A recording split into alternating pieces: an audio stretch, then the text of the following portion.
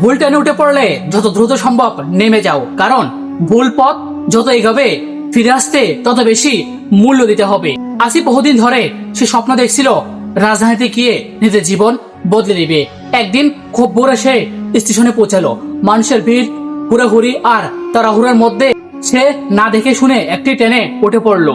মনে মনে ভাবলো, ট্রেন তো উঠছি, এখন ঠিকই গন্তব্যে পৌঁছে যাব। কিছুক্ষণ পর পাশের এক বৃদ্ধ জিজ্ঞেস করলেন, বাবা কোথায় যাচ্ছ তুমি? আসিফ আত্মবিশ্বাসের সঙ্গে নিজের গন্তব্যের নাম বলল। বৃদ্ধ একটু হেসে বললেন, তুমি যে ট্রেনে উঠছো এটি সম্পূর্ণ উল্টো দিকে যাচ্ছে। আরিফের বুক ধক করে উঠলো সে কথা শুনে, কিন্তু সে ভাবলো এখনই নামলে তো এখন আসা পথ নষ্ট হয়ে যাবে, আর একটু যাই, সামনে হয়তো কোনো ব্যবস্থা হবে। এভাবে সে একের পর এক স্টেশন পার হতে লাগলো। প্রতিটি স্টেশনে নামার সুযোগ ছিল, কিন্তু সে নিজেকে বুঝিয়ে বলল এখানে নামাচ্ছে, আর একটু সামনে যায়। শেষ পর্যন্ত যখন সে বুঝলো আর সামনে যাওয়ার কোনো অর্থ নেই, তখন সে নেমে দেখলো সে নিজের গন্তব্য থেকে অনেক দূর চলে গেছে। ফিরে আসতে তাকে সময়, অর্থ, শ্রম সবকিছুই আগের চেয়ে অনেক বেশি ব্যয় করতে হবে।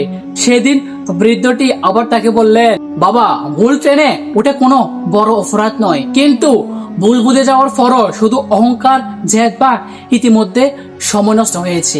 এই ভেবে ভুল পথে এগিয়ে চলা এটা সবচেয়ে বড় ভুল।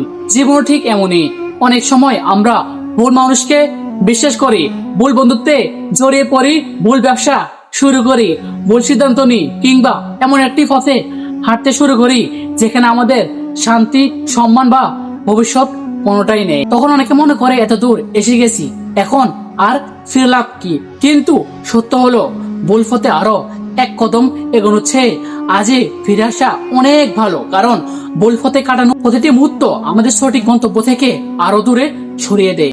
মনে রাখবেন, জীবনের সবচেয়ে সাহসী সিদ্ধান্ত সব সময় সামনে এগিয়ে যাওয়ার নাম নয়, কখনো কখনো ভুল পথ থেকে ফিরে আসাও সবচেয়ে বড় সাহস।